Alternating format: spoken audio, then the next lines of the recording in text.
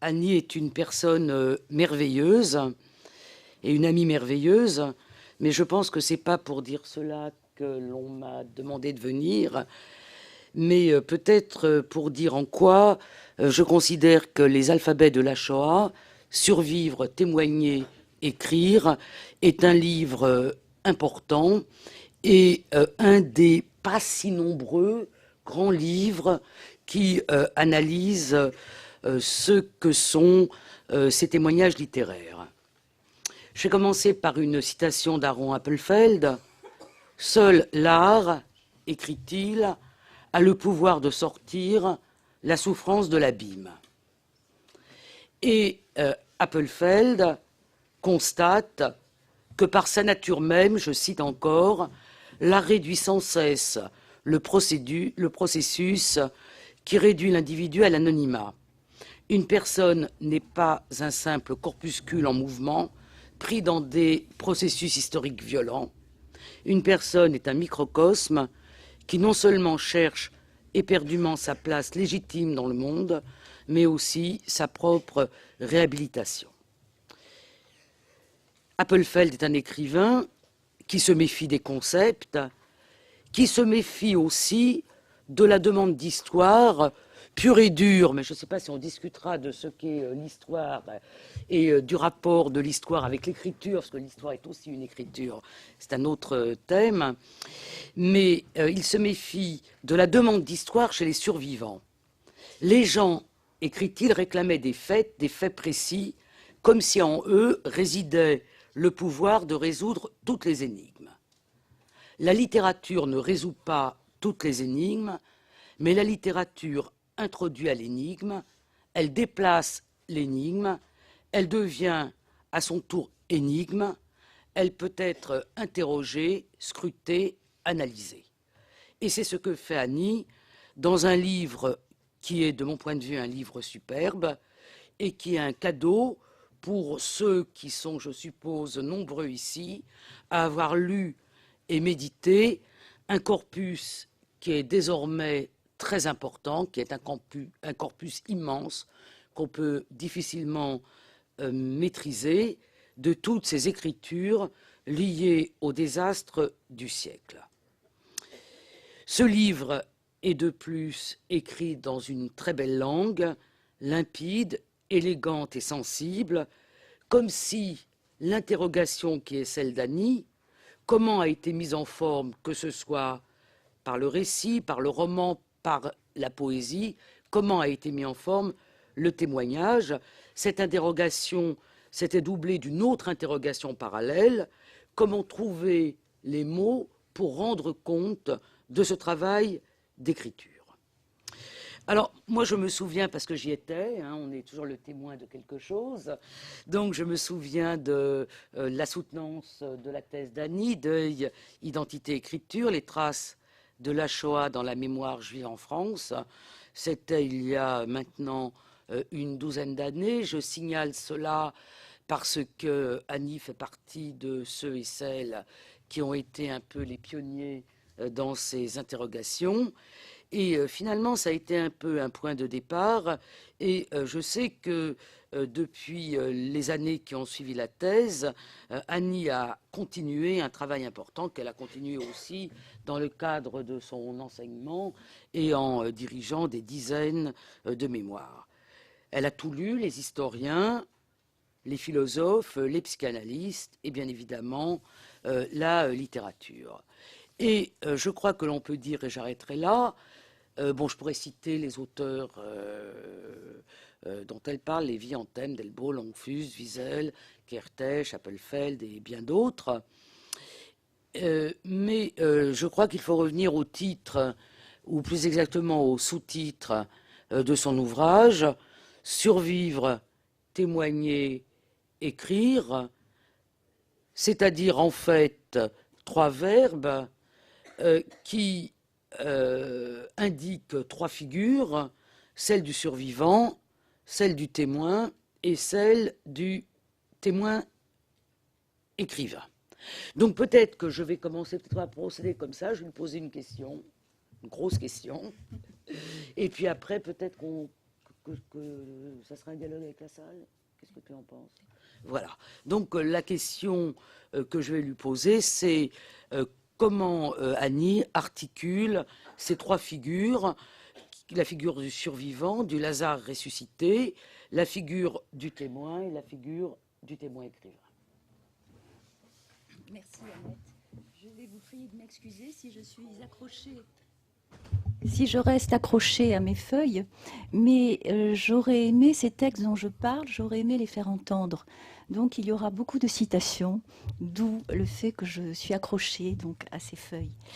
Alors là, peut-être qu'en amont de la question d'Annette, ce que je voulais faire, c'était faire lire et souvent faire relire ces textes de témoignages, qui sont des grands textes de notre temps, qui nous accompagnent, je dirais, à la fois de leur douleur et de la douleur qu'ils ont déposée en nous, mais qui nous donnent aussi la mesure de ce que Nathalie Salzman appelle la résistance de l'humain. Et mon désir était de les faire lire, à chaque fois dans leur singularité, à chaque fois une expérience propre, une voix irremplaçable, un récit, une écriture, mais aussi les faire relire en les mettant en écho les uns avec les autres, comme en dialogue, parce que je crois que c'est aussi dans ces échos, dans ces reprises, ces voix qui se croisent, qui se répètent, dans ces mots parfois interrompus, que s'écrit l'histoire de l'extermination. Et ces œuvres, beaucoup de gens ne les lisent pas, ou ont une sorte de recul, je dirais, avant de les lire, et pas forcément par indifférence. Les gens ont peur. Ils ont peur d'être blessés, de se trouver confrontés à une accumulation de faits terribles. Je crois surtout qu'ils ont peur d'être atteints dans leurs certitudes ou dans leurs illusions. Et on ne prend pas assez la mesure des résistances de chacun d'entre nous devant ce qui risque de l'atteindre ou de l'ébranler. Et au départ, peut-être, de ce travail, il y avait ce moment que Primo Levi raconte, qui est le moment de ce rêve prémonitoire qu'il fait, dont il dit que beaucoup de survivants l'ont fait. Donc le survivant raconte ce qu'il a vécu, ce qu'il a souffert devant un auditoire qui ne l'écoute pas. Et au moment où sa sœur se lève et s'en va sans lui parler, Primo Levi parle d'une douleur à l'état pur, de la douleur, dit-il, des enfants qui pleurent. Et c'est un terme très rare chez Primo Levi, qui est un écrivain d'une grande pudeur. Et je pense donc que ces résistances, cette peur de lire, ce refus d'entendre, il n'est peut-être pas un seul survivant qui n'ait eu à raconter un épisode semblable. Je pourrais évoquer, par exemple, Henri Borland, qui, dans un de ses textes, qui a intitulé un de ses textes « Passe-moi le sel », et qui explique et qui évoque là une de ses amies, qui, chaque fois qu'elle voulait raconter ce qui lui était arrivé, était interrompue par un membre de sa famille, donc qui lui disait « Passe-moi le sel », ou une expression aussi triviale. Ou bien il y a cette nouvelle d'Ida Fink, encore plus, je dirais, encore plus triste, où c'est ce rescapé qui réunit son courage pour raconter à sa fiancée ce qu'il a vécu et qui s'aperçoit que pendant son récit, eh bien, elle s'est endormie. Alors, bien sûr, il y a ces résistances, mais il y a aussi le fait que les événements de la Shoah sont désormais inscrits, je crois, dans nos mémoires, inscrits dans la culture que nous partageons. Et j'ai en même temps tenté de répondre à cette question. Qu'est-ce qui fait que certains textes de témoignages ont une telle puissance de conviction et d'émotion qu'ils sont capables de traverser le temps et notre égoïsme protecteur pour laisser en nous une empreinte ineffaçable? Car des témoignages comme celui de Primo Levi ou de Varlam Chalamov pulvérisent à la fois nos défenses et les cadres littéraires traditionnels. Ils obligent à repenser les frontières et les enjeux de la littérature, lui redonnent, je crois, une de ses fonctions essentielles et sans doute sa dignité. Non pas chanter les crépuscules à la campagne et les petits oiseaux dans les arbres, ce qu'elle fait aussi. Non pas nous abstraire du réel et de l'histoire, mais nous obliger au contraire à nous confronter à ce réel et à cette histoire. Je dirais non pas à main nue, mais à cœur nu, nous laissant pénétrer à chaque fois par un récit au singulier. Ce sont des questions qui touchent au témoignage, au courage et à la persévérance du témoin, au courage et à l'écoute de l'autre du témoignage. Mais cette question de l'écriture est souvent pour le témoin un enjeu et une douleur. Comment travailler son écriture à partir de ça, c'est-à-dire de l'anéantissement? Et je ne pose pas ici la question de la fiction ou de l'écriture des témoins seconds, mais bien l'écriture du rapport du témoin survivant à son écriture. D'autre part, le témoin et son auditeur le savent, de toute la douleur engendrée par l'histoire, qui, contrairement à la mort, ne peut être comptabilisée, le témoignage et la littérature sont les seuls réceptacles, parce que peut-être ils sont les seuls à témoigner d'une fidélité absolue à l'individu, c'est-à-dire les seuls à refaire dans l'autre sens, reparcourir dans l'autre sens ce que les nazis avaient voulu faire. Ils avaient voulu amalgamer en un seul groupe des individus, et le travail de l'écriture, le travail du témoignage sont en ce sens très proches, puisqu'il faut, pour eux, entendre une voix à chaque fois. Et reparcourir ces textes dans leur unité et dans leur singularité suscite de nouvelles interrogations sur ce qu'ils nous disent, le plus souvent d'ailleurs avec une immense pudeur, et sur ce que nous pouvons en comprendre. Qu'est-ce que survivre à un génocide? Quel est le rapport du survivant à sa propre survie? Après avoir survécu, comment peut-il recommencer à vivre? De même, nous croyons savoir ce qu'est un témoignage, son importance pour l'histoire, ce rétablissement nécessaire d'une vérité occultée ou niée. Mais savons-nous vraiment ce qu'implique l'acte de témoigner pour le témoin? Quel enjeu, quel besoin, quelle douleur, quel courage inouï, quel danger parfois. Quand nous lisons ces textes de témoignages, sommes-nous conscients qu'ils sont le résultat d'un combat constant, une lutte avec les mots, un déchirement entre la nécessité de raconter et le désir de silence, entre la parole et son désaveu? C'est ainsi que j'ai voulu dégager 3 figures qui se recoupent sans totalement se recouvrir, donc celle du survivant, celle du témoin écrivain. Et ces 3 figures ne sont pas 3 instances distinctes. Elles peuvent l'être, mais je crois qu'elles se présentent plutôt comme 3 moments, 3 défis que celui qui a survécu devra donc affronter, survivre, témoigner, écrire. Et ce sont donc plutôt les enjeux de ces 3 positions que j'ai voulu aborder. Alors, il y avait une multitude de textes. Il y a des textes qui sont connus du grand public. Ceux de Primo Levi, par exemple, et je crois que c'est un signe important, que si c'est un homme ait été mis au programme des terminales L, donc de tous les élèves en littérature dans les lycées, il y a 3 ans, veut dire beaucoup quant à l'inscription de cette mémoire dans la culture européenne. Il y a des textes parfois moins connus, soit qu'ils aient été connus puis oubliés. Je pense aux textes de Ravitch, qui sont de grands textes, qui commencent à être redécouverts. Certains sont difficiles, et eux aussi sont redécouverts. Je pense aux textes de Jean Améry. Il y a des textes de témoignages de femmes, Anna Langfuss, Anna Novak, Ida Fink, Ruth Kluger, qui sont de grands textes, eux aussi, pas assez reconnus, sans doute parce que l'image du survivant et du témoin se décline au singulier.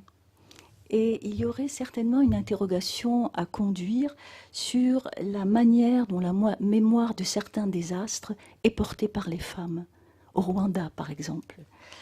Enfin, il y a des textes de témoins écrivains non juifs, souvent des déportés politiques, qui se sont trouvés sur les lieux du crime et ont témoigné de ce qu'ils ont vu, de ce à quoi ils ont assisté, souvent avec une conscience très aiguë de ce que la mort infligée aux Juifs remettait en question la culture et la civilisation d'une manière différente que l'horreur dont ils étaient victimes dans l'univers concentrationnaire. Je pense à des gens comme Georges Sembrun, par exemple, qui a toujours témoigné d'une attention extraordinaire à ce qui particularisait le génocide juif. Je crois beaucoup plus que des gens comme David Rousset ou comme Antelme qui n'avaient peut-être pas cette perception. Et lire Semprún, c'est s'apercevoir, par exemple, de la présence presque constante de quelqu'un comme Primo Levi, avec lequel il établit une sorte de dialogue imaginaire, et qui lui est, je crois, un maître d'angoisse. C'est tomber sur des expressions et d'une empathie. Je pense à ce passage dans L'écriture ou la vie, où Semprún raconte leur rencontre avec celui qu'ils appellent le survivant d'Auschwitz, comme si eux-mêmes, qui à Buchenwald pouvaient mourir d'un moment à l'autre, étaient soumis à des conditions effroyables, avaient été capables de reconnaître qu'il y avait peut-être un cercle de plus dans cette confrontation avec le mal absolu. Et dès son premier roman, dans Le Grand Voyage, il y a ce moment terrible où Semprún change d'écriture pour raconter la mort des enfants juifs sur le quai de Buchenwald. Et de la mort de ces enfants juifs, il dit qu'elle constitue le cœur empoisonné de sa mémoire. Je pourrais continuer, il y a des gens comme Charlotte Delbo, il y a Pierre Gascard, qui est maintenant moins lu, et dont Le temps des morts est un grand moment, je crois, de partage et d'écriture. Ceci pour dire qu'il me semblait que dans cette sorte de... je crois, ce que les gens ressentent souvent comme une nébuleuse de texte, ou comme une impression de déjà vu, de déjà entendu, de déjà connu, eh bien, ceci, parfois, leur fait l'économie de lire les textes. Et j'en ai fait justement l'expérience avec mes élèves, avec mes étudiants.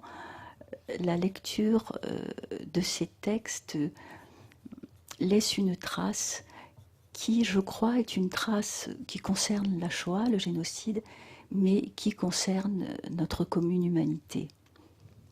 Est-ce que tu veux que je poursuive, que je parle de sur... Je vais regarder l'heure pour qu'elle me dise non, je pense que tu peux. Tout le monde a l'air passionné, donc continue un petit peu. Et puis laisser peut-être un petit quart d'heure pour des questions. Alors peut-être que ce que je vais faire, comme le disait Annette, le livre s'articule sur 3 interrogations. Qu'est-ce que survivre? Qu'est-ce que témoigner? Qu'est-ce qu'écrire? Dans le cadre de cet après-midi, je vais peut-être d'abord me centrer sur la première question, qu'est-ce que survivre? Justement en écho avec la table ronde qui va suivre. Et puis je m'arrêterai au moment où il faudra pour que l'on puisse effectivement avoir un échange. Je ne suis pas sûre, donc concernant la survie, je ne suis pas sûre que les contemporains, au lendemain de la guerre, ni plus tard d'ailleurs, ni même aujourd'hui, aient pris de la mesure de ce que c'est que survivre à un anéantissement programmé, au fait d'avoir été mis hors humanité et hors de la communauté des vivants, de se retrouver dans une solitude absolue, après avoir perdu sa famille, sa culture, souvent sa langue, parfois sa croyance. Reviennent d'un texte à l'autre un certain nombre de thèmes qui hantent la survie et qui nous obligent à comprendre que, en vérité, le mot survie recouvre, je dirais, 2 éléments qui se complètent. L'un, c'est la survie immédiate, c'est-à-dire le moment où l'on échappe aux balles, aux coups, à la sélection. Et le second temps, c'est donc un temps relativement court, même si dans le cas du génocide juif, il a duré des années. Dans le cas du génocide rwandais, il a duré des mois. Mais il y a le deuxième temps de la survie, qui est un temps long, qui est le temps de tout ce qui reste à vivre au survivant à partir du moment où sa vie a été assurée. Et dans ce temps long, les survivants que j'ai pu lire, donc les témoins que j'ai pu lire, font état d'un certain nombre de thèmes qui hantent leur survie. Peut-être en premier, le scandale du meurtre des enfants, auquel le survivant a été confronté, quel que soit le lieu, le temps, le groupe sur lequel est perpétré le génocide, et qui suscite une douleur et un effroi inapaisables. Je cite Elie Wiesel, « Oui, je l'avais vu de mes yeux vus, des enfants dans les flammes. Est-ce donc si étonnant depuis ce temps, si le sommeil fut mes yeux ?» Deuxième sentiment, le sentiment d'être le dernier de sa famille, de son village, et parfois, comme dans un cauchemar glacé, le sentiment d'être le dernier à survivre. Je repense à ce passage dans le film de Claude Lanzmann, où l'on voit un survivant, Kajik, qui a l'impression qu'il est le dernier juif. Je me souviens d'un moment, dit-il, où j'ai ressenti une sorte de tranquillité, de sérénité. Je me suis dit, je suis le dernier juif. Je vais attendre le matin, je vais attendre les Allemands. Et dans le même film, un autre témoin, Simon Srebnik, qui lui pense qu'il est le dernier humain sur la Terre. Si je survis, je serai seul au monde, plus un être humain, moi seul. À côté de ce sentiment d'être le dernier, le sentiment du jamais plus, la perte définitive d'un monde et d'une manière d'être au monde. Comme l'écrit Rachel Hertel, la poésie yiddish est désormais tissée par ses litanies, ses énumérations, ses nominations sans fin, sans trêve, des lieux abolis et des lieux d'extermination.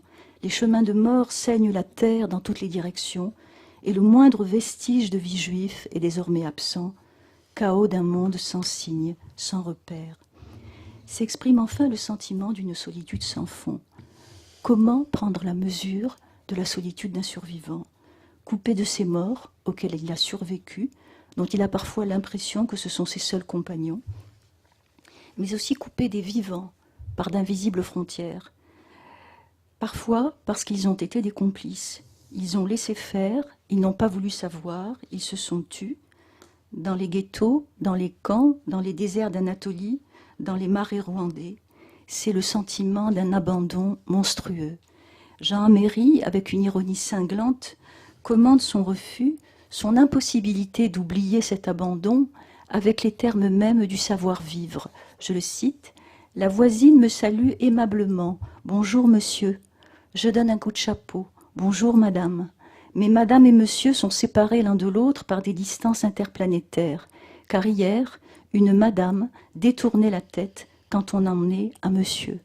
Et par les fenêtres grillagées de la voiture qui démarrait, un monsieur contemplait une madame comme un ange de pierre dans un ciel clair et dur, à jamais fermé aux juifs. Le survivant se sent souvent séparé de ceux qui n'ont pas vécu son expérience par son savoir. Il a vu ce qu'il n'aurait jamais dû voir. Il a vu transgresser les règles qui fondent l'humanité. Il a pu éprouver la fragilité des règles morales qu'on lui avait inculquées. Il sait des choses sur ce que l'homme peut faire à l'homme qu'il ne peut partager avec personne. D'ailleurs, Charlotte Delbo, de retour du camp, dit « Je reviens d'au-delà de la connaissance. Il faut maintenant désapprendre. Autrement, je vois bien que je ne pourrai plus vivre. » Car ce savoir est un savoir destructeur. Le survivant sait que devant une promesse de mort généralisée, l'instinct de vie ne connaît ni compassion ni altruisme.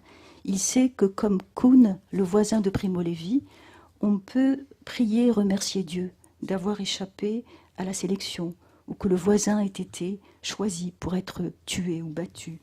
Il sait qu'un père et un fils peuvent s'entretuer pour un bout de pain. Il sait que des voisins et des collègues peuvent devenir des assassins. Le survivant, c'est ce que l'homme ordinaire ne sait pas, c'est-à-dire que tout est possible. Mais dans une partie des textes s'exprime un soupçon encore plus destructeur. Pour beaucoup de rescapés de situations extrêmes, la survie est liée à un hasard incompréhensible et dénué de sens. Mais dans le cas de l'acharnement génocidaire, la sélection, les systèmes des permis de travail dans les ghettos, la chasse à l'homme, système à ce point pervers qu'ils arrivent à induire chez le survivant une logique terrible qui veut que l'on survive toujours à la place de quelqu'un d'autre, que ce soit toujours une vie pour une autre. Et après la guerre, ce soupçon torture la victime rescapée, car c'est la victime qui subit le tourment et non pas le bourreau. Ce sentiment a été exprimé à plusieurs reprises par Primo Levi. La thématique de la mort de son autre, celui qu'il appelle son doppelganger, hante toute son œuvre. Je le cite, « Ce n'est qu'une supposition, moins l'ombre d'un soupçon que chacun est le Caïn de son frère et que chacun de nous, mais cette fois je dis nous dans un sens très large, même universel, a supplanté son prochain et vit à sa place. C'est une supposition, mais elle ronge. Elle est nichée profondément en toi comme un ver, on ne la voit pas de l'extérieur, mais elle ronge et crie. Un peu plus loin, tu as honte parce que tu es vivant à la place d'un autre, et en particulier d'un homme plus généreux, plus sensible, plus sage, plus utile, plus digne de vivre que toi. L'expression plus digne de vivre est lourde de terribles résonances, parce qu'elle me semble qu'elle exprime une logique héritée des bourreaux. Elle reflète une manière d'envisager sa propre vie, marquée par l'entreprise génocidaire, parce que c'est comme s'il y avait une hiérarchisation du droit à la vie, le sentiment intime d'une autorisation à vivre dont on ne peut jouir que parce qu'un autre en a été privé. Et si dans les textes de prose, cet examen de conscience prend une allure mesurée, dans un poème comme Le Survivant, c'est sur le mode du cri, de la dénégation que Primo Levi l'exprime. Il prend place dans un dialogue, non pas entre le rescapé et lui-même, mais entre le rescapé et son autre, le mort, le naufragé, que le survivant repousse de toutes ses forces, dont il semble réfuter l'accusation silencieuse. Arrière, hors d'ici, peuple de l'ombre, allez-vous-en. Je n'ai pris la place de personne, je n'ai usurpé le pain de personne, personne n'est mort à ma place, personne. Cette interrogation et cette angoisse sont si fortes qu'elles peuvent être transmises de génération en génération, le plus souvent en silence aux descendants. C'est ainsi que Pérec se demandera si dans le train qui le conduit en Suisse, dans le convoi de la Croix-Rouge qui le sauve, il n'a pas pris la place d'un autre enfant. Et c'est ainsi que, de génération en génération, revient parfois entre les lignes des textes ou sur le divan de l'analyste cet aveu d'une vie usurpée. Je voudrais m'arrêter un instant sur ce que je viens de lire et dire que le fait de relever un certain nombre d'affirmations très présentes d'un témoignage à l'autre et de les mettre en écho ne revient pas du tout à en faire une théorie ou à vouloir généraliser ces réactions. En tout cas, pas pour moi, qui suis très attentive au caractère irréductible de chaque expérience. Il y a des survivants que je connais, avec qui j'en ai souvent parlé, qui n'ont jamais éprouvé ce sentiment de culpabilité à avoir survécu, qui s'irritent, même que l'on en fasse état. Je pense à ce moment de dialogue filmé entre Elie Wiesel et Georges Semprún, intitulé « Ce taire est impossible », où Semprún, rescapé de Buchenwald, explique que lui n'a jamais éprouvé le sentiment de culpabilité dont parle Wiesel. Mais il éprouve cependant le besoin de préciser que c'est peut-être justement parce qu'il n'a pas été la victime d'une entreprise génocidaire qu'il n'éprouve pas ce sentiment, qu'il n'a pas eu à se confronter à cette question qui restera toujours sans réponse. Pourquoi moi, vivant, vivante, à la place d'un frère, d'une sœur, d'une famille tout entière peut-être? Ce que l'on peut dire, c'est qu'un certain nombre de survivants éprouvent cette douleur et cette épreuve supplémentaire. De texte en texte, c'est ainsi dessiné un autoportrait du survivant qui s'est imposé au cours de ce XXe siècle qui fut un siècle de génocide. Mais il est important de souligner qu'il s'est construit dans l'écriture. Cet autoportrait, j'ai essayé d'en cerner le contour. C'est celui d'un personnage aux frontières entre la vie et la mort. Il a traversé la mort, il a vécu la mort, car comme le dit Georges Semprún à son retour de Buchenwald, la mort n'est pas une chose que nous aurions frôlée, côtoyée, dont nous aurions échappé comme d'un accident, dont on serait sorti indemne. Nous l'avons vécue. Nous ne sommes pas des rescapés, mais des revenants. La mort ne veut pas de moi, écrit Yolanda Mukagasana.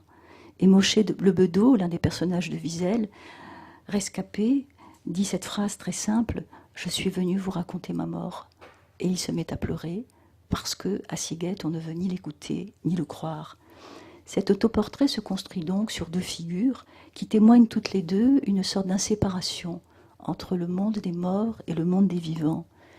L'une de ces figures, c'est la figure de Lazare, revenu d'entre les morts, mais qui ne peut plus vraiment être dans la vie, qui ne peut plus vraiment éprouver les sentiments des autres.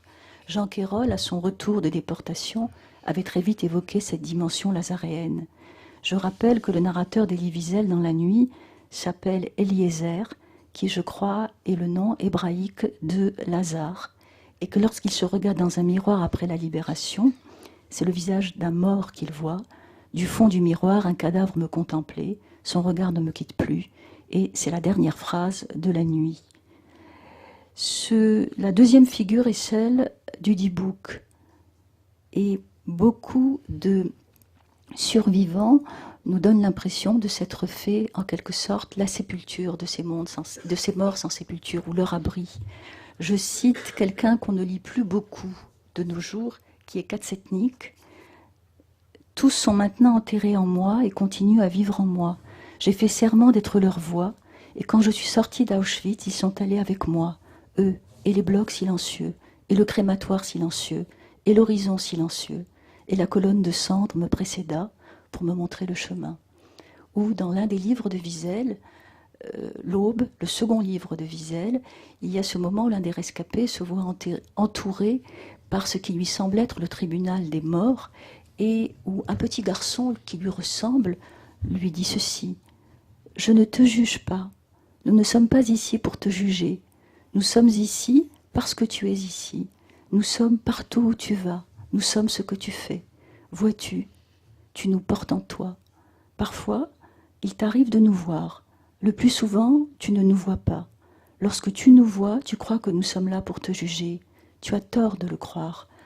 Ce n'est pas nous qui te jugeons, c'est le silence qui est en toi. » Là encore, je voudrais faire une remarque qui vient nuancer cet autoportrait du survivant. Il me semble qu'il y a là un paradoxe qui rend compte de la complexité de la survie. Dans leur vie, d'après l'épreuve, après leur retour, au contraire, un grand nombre de survivants ont témoigné d'une passion de vivre, d'une force et d'un courage à vivre, d'une endurance peu commune. Loin d'être absents au monde des vivants, ils s'y sont inscrits avec une extraordinaire intensité. Vivre, reconstruire, fonder une famille, combattre pour un monde meilleur, comme le firent tant de militants d'après-guerre, reconstruire un pays.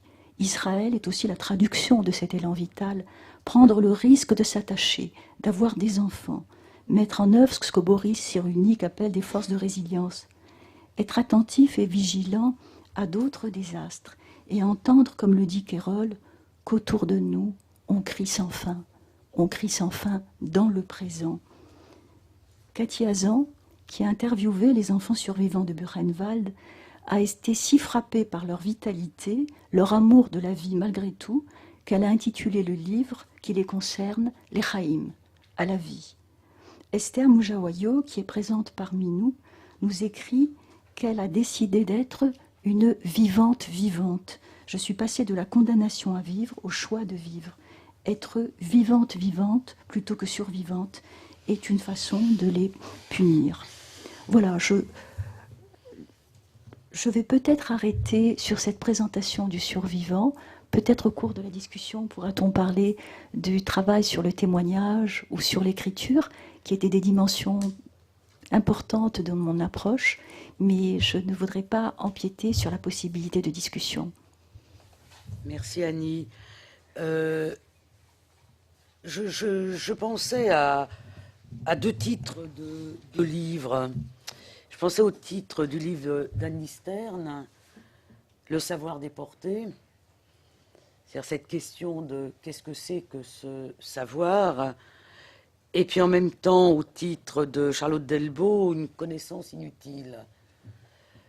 En me demandant finalement à quoi sert ce savoir et cette lecture.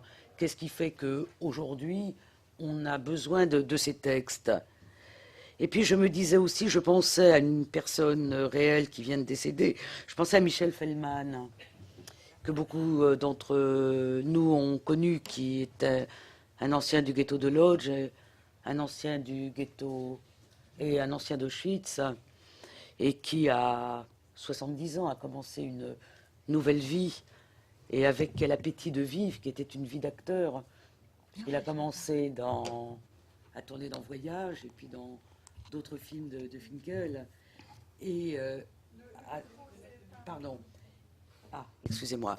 Et à ce que tu disais, qu'il y a dans cette survie, dans cette deuxième vie, parfois un appétit de vivre, un sentiment d'être immortel, ce que raconte très bien Samprin dans L'écriture ou la vie, et même une sorte de narcissisme du survivant qui donne aussi une couleur particulière à cette vie.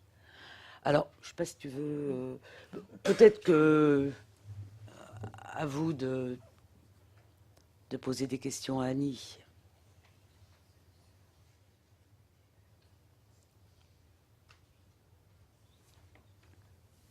La première est toujours difficile. Après, il n'y a plus le temps. Oui.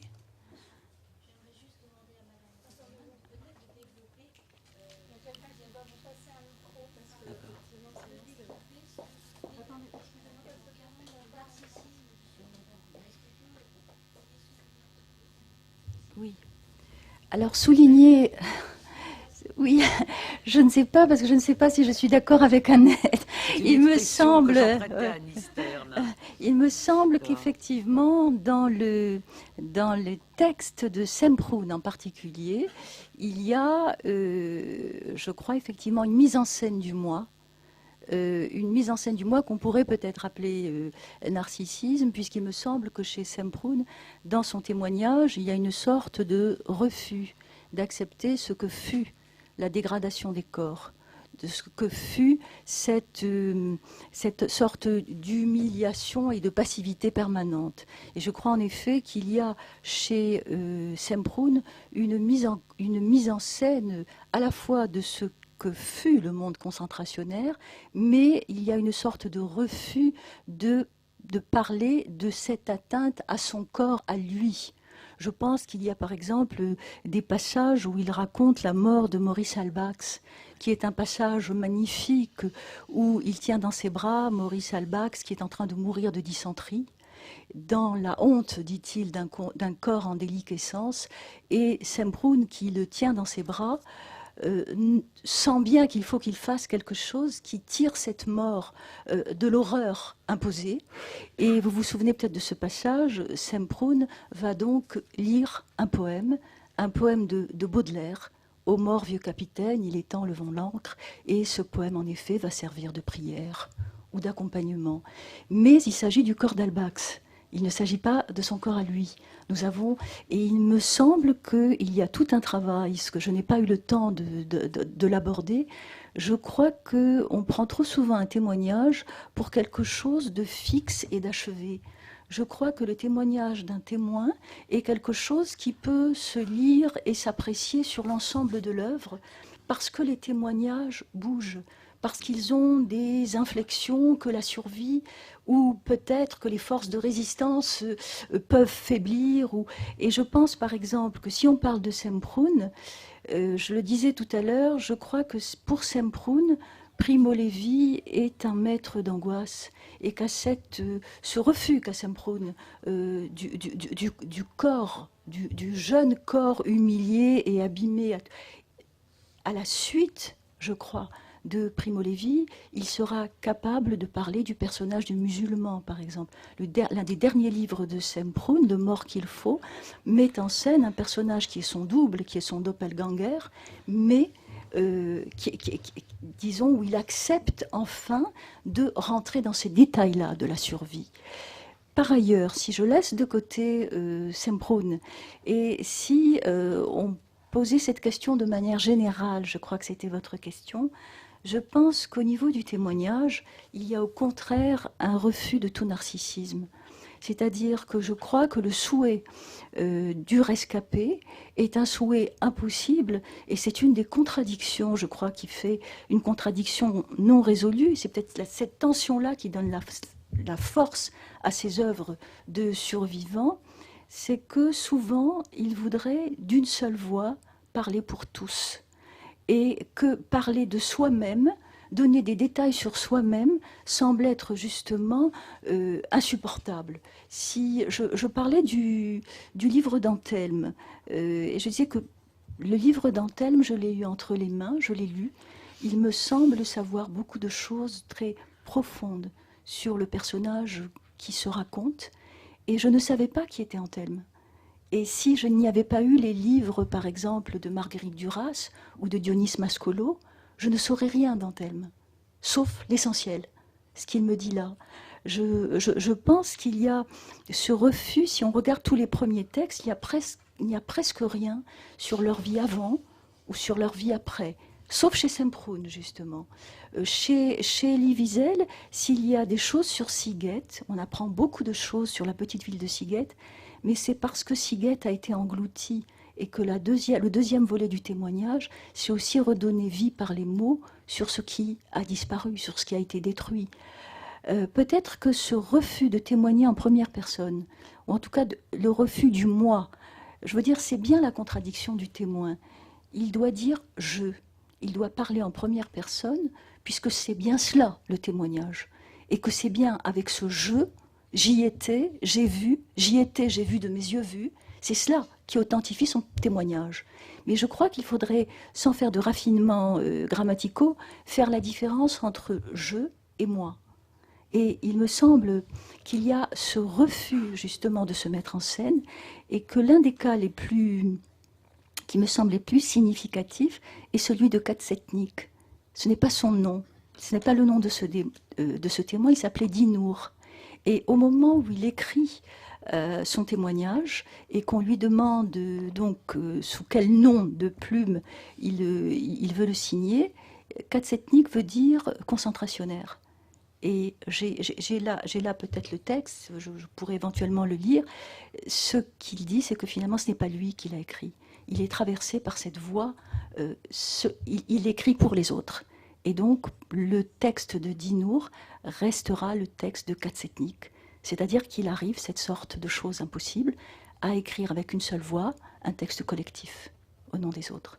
Donc je crois en effet que dans tout ce premier temps, il y a un refus de la mise en scène du moi.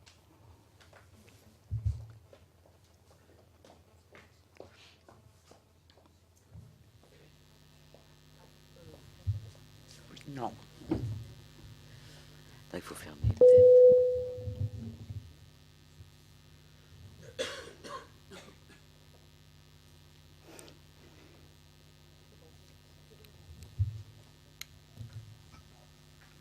Bonjour. Avant de vous poser une question, je voudrais en tout cas vous dire à quel point j'ai trouvé magnifique votre intervention et plus particulièrement magnifique l'attachement que vous avez à la singularité du rescapé, à cette délicatesse, je dirais presque un peu obsessionnelle dans ce que j'entends de vos propos, à effectivement vous dire qu'ils sont tous des jeux, des entités en soi.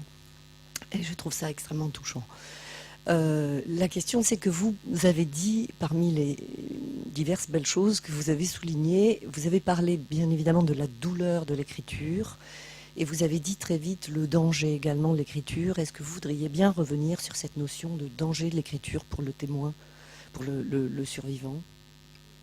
Je crois que pendant assez longtemps, on a envisagé je dirais l'écriture comme une sorte l'écriture de témoignage comme une sorte de reconstruction du moi. Quelqu'un comme Michael Pollack, par exemple, la présente comme une tentative de reconstruction du moi et souvent une reconstruction réussie. Je dois dire qu'au moment où j'ai commencé à travailler, donc il y a assez longtemps, dans les années 93-95, j'étais, disons, très à l'écoute de gens qui avaient travaillé sur le sujet, donc leurs paroles me semblaient un peu paroles d'évangile, mais j'étais cependant, quand il y avait une interrogation, qu'est-ce qui faisait que tant d'écrivains, ayant tant de témoins, s'étaient suicidés ? Ce qui, d'ailleurs, au moment où je formulais cette interrogation, elle était double, puisque je me demandais, peut-être y a-t-il bien d'autres rescapés qui se sont suicidés, dans la mesure où on ne les connaît pas comme les témoins survivants. Et je crois qu'au cours des 10 dernières années, un certain nombre de travaux ont été faits qui, justement, remettaient en question cette sorte de dogme du témoignage comme outil de reconstruction et du témoignage. Alors, il y a quelqu'un qui est tout près de moi, qui est juste devant moi, qui est Rachel Rosenblum, qui a écrit donc un très beau texte, « Peut-on mourir de dire ?»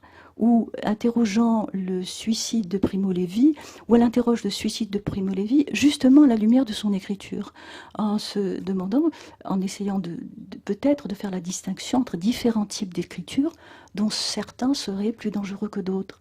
Il y a les travaux de Régine Weintrater, je ne sais pas si Régine est arrivée, si elle est là, et les travaux de Régine me semblent reposer différemment d'ailleurs cette question du danger de l'écriture, puis du danger du témoignage plus exactement, puisque si il y a eu au moment du traumatisme une sorte de clivage, quelqu'un comme Charlotte Delbo parle magnifiquement de ce clivage et de cette femme qu'elle porte en elle, cette femme du camp qu'elle porte en elle, mais à l'intérieur d'une paroi qui la protège.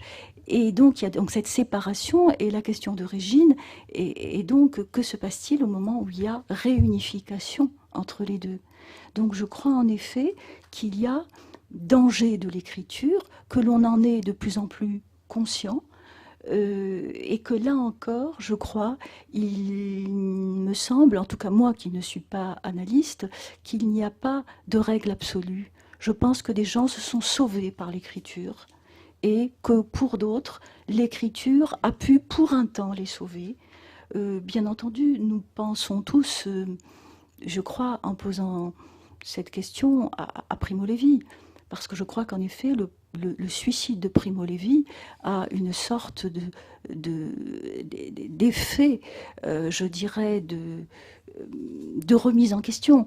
Je dis cela en particulier parce que j'ai été très frappée par les dialogues de Primo Levi avec Jean Améry, par exemple, où l'un des reproches que Primo Levi faisait à Jean Améry ne portait pas tant au fait que Jean Améry ne voulait pas être un pardonneur ou tenait à son ressentiment, à son droit au ressentiment, mais au fait qu'il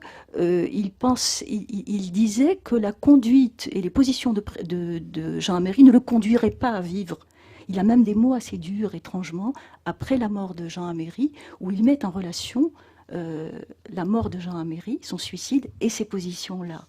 Il a aussi des mots assez durs, je n'y reviendrai pas, mais enfin, ça fait quand même partie de la même interrogation concernant Paul Celan. On a très souvent souligné la manière dont Primo Levi, qui est un adepte d'un style limpide, a condamné Paul Celan pour son écriture non compréhensible ou non facilement compréhensible. Mais il me semble qu'on laisse de côté une partie de ce texte de Primo Levi, où en fait le reproche qu'il fait à Celan, c'est que ce sont, parlant de ces poèmes, qu'ils ressemblent à des gémissements ou à des bruits que l'on produirait juste avant de mourir.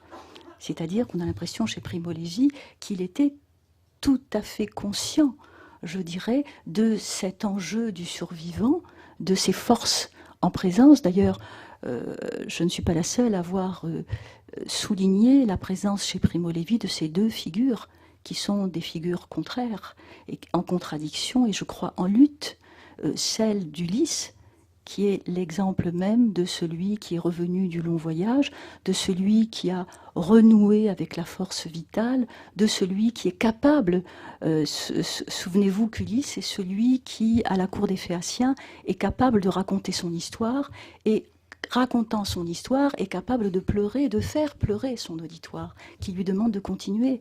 Face à Ulysse, il y a le vieux marin, qui est celui qui est absolument rivé à son expérience, qui est une sorte de survivant lazaréen, là pour le coup.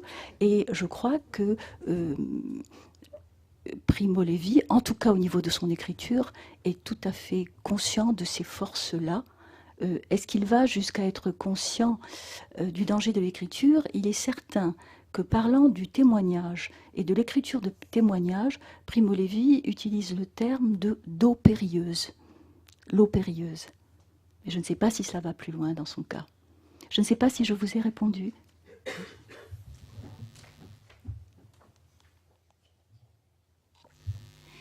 Oui, Annie, à propos de la singularité de chacun des témoignages écrits, au-delà de cette singularité évidente et compréhensible, je m'interroge sur est-ce qu'il y a eu je suppose qu'il n'y a pas une juxtaposition de textes et de récits et de témoignages, si tu as pu, dans ton travail, noter une évolution dans le temps au fur et à mesure des témoignages qui se sont accumulés, et s'il y a eu comme ça des textes qui se répondent les uns les autres, mais surtout s'il y a une évolution sur laquelle on peut noter quelques tendance, je ne sais pas, à travers le temps, entre les premiers et puis les plus récents que tu as pu utiliser.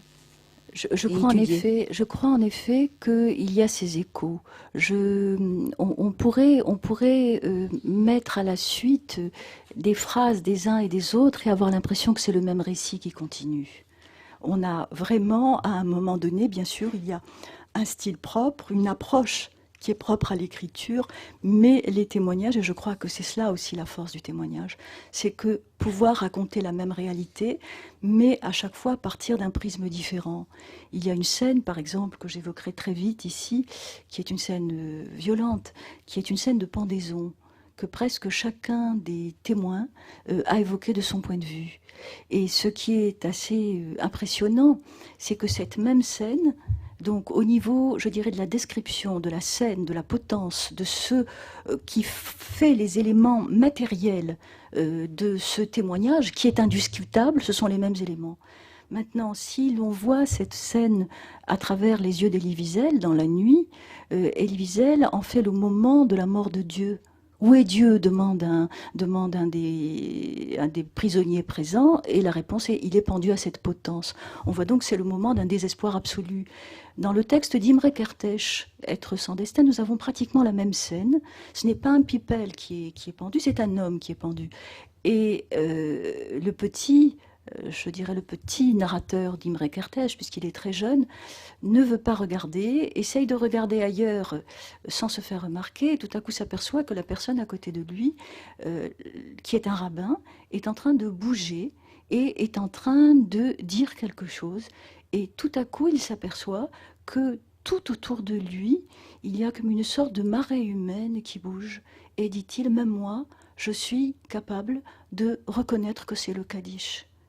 Et donc si pour Elie Wiesel la scène de pendaison c'est la mort de Dieu, pour le narrateur de Kertész cette scène de pendaison et cette sorte de forêt humaine qui bouge pour accompagner le mort, c'est au contraire la découverte d'un moment de ce que c'est que faire partie du peuple juif. Si l'on voit la scène chez Primo Levi, c'est la même scène, et les condamnés sont là, sur la potence, et les prisonniers ont dû enlever leurs calots. Et pour Primo Levi, ce moment est le moment qui signe la fin de l'homme, non pas la fin de Dieu, mais il s'adresse aux Allemands en leur disant « Vous avez réussi. Aucun de nous ne bougera, vous avez réussi, vous avez, en quelque sorte, vous avez empêché tout moment, vous nous avez même empêché d'imaginer un mouvement de solidarité. » Donc je crois là, en effet, qu'il y a des répétitions, mais en même temps des variations. Et bien entendu, je crois que celui qui témoigne de la réalité à laquelle il est confronté, mais il témoigne avec ce qu'il est profondément. Il témoigne à partir de ses valeurs, à partir de son histoire. Et pour la deuxième partie de la question, s'il y a des variations, je ne les vois pas tant dans le témoignage que dans notre réception. Je crois qu'il y a, et Annette est une des premières à l'avoir montré, qu'il y a des temps de la mémoire, mais qu'il y a aussi des temps dans la réception des textes que nous lisons.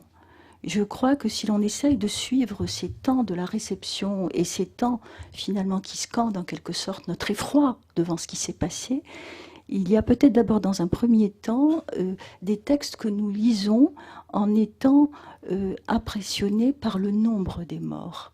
C'est peut-être cette catacombe qui est devenue l'Europe.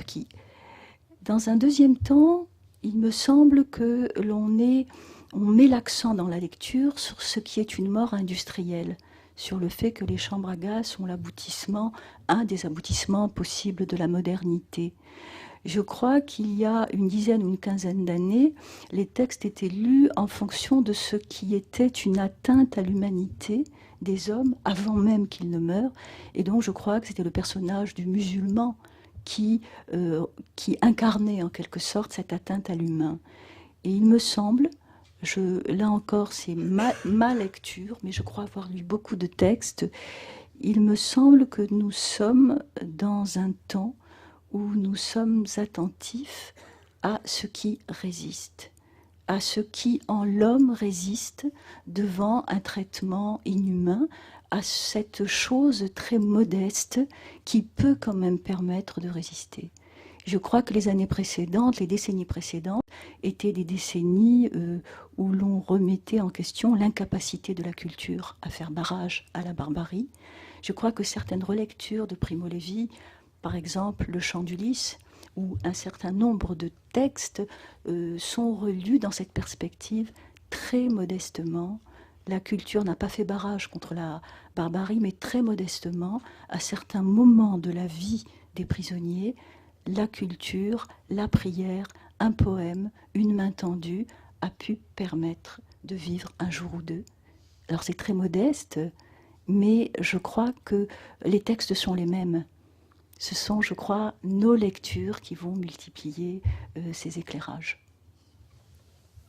Alors je propose, on pourrait discuter longtemps de ça, parce que moi je pense qu'il y a quand même... Bon, je dis qu'on pourrait refaire un débat, parce que je pense qu'il y a quand même des variations à partir du moment où les gens écrivent, de la date, c'est-à-dire qu'elles sont dues à la fois à des intertextualités, c'est-à-dire le fait que les uns ont lu les textes des autres. Par exemple, le personnage du musulman est pas présent dans Si c'est un homme, et il est dans les naufragés, les rescapés. Oui, mais il est présent dans Si c'est un homme. Beaucoup moins. Nous, le moins. Hartsen. Il devient... bon, on va pas, peut-être que on va faire le lien entre maintenant et tout à l'heure en laissant Janine Altounian poser la dernière question. Après la question de Janine, il y aura, Pauline, une pause. Voilà, Annie signera son livre et la deuxième partie de l'après-midi. Oui, ce n'est pas une question, c'est peut-être quelque chose qui introduit à la signature du livre. Je voulais dire quelque chose sur le livre d'Annie, puisqu'on a mis en évidence que la littérature souligne la singularité du rescapé, et en particulier son propre travail. Je voudrais dire le lien qu'il y a entre le fond de son livre et la forme. Quand on le lit, on a pas seulement le sentiment qu'on a là une quantité de savoir qu'elle nous délivre sur ces différents points, mais on a vraiment le sentiment que c'est une personne qui a reçu les auteurs dont elle parle. C'est-à-dire c'est un livre très subjectif, qui vient d'une subjectivité c'est pour ça qu'il est poétique, c'est-à-dire que la personne qui écrit est une personne qui a reçu ses auteurs. Et il est pour ça extrêmement fort, très puissant. Je voulais dire cela. Je suis d'accord, c'est un beau livre, un livre puissant et un livre en plus qui laisse un vrai espace à la réflexion. Voilà, donc je pense qu'on va remercier Annie, d'abord d'avoir écrit le livre.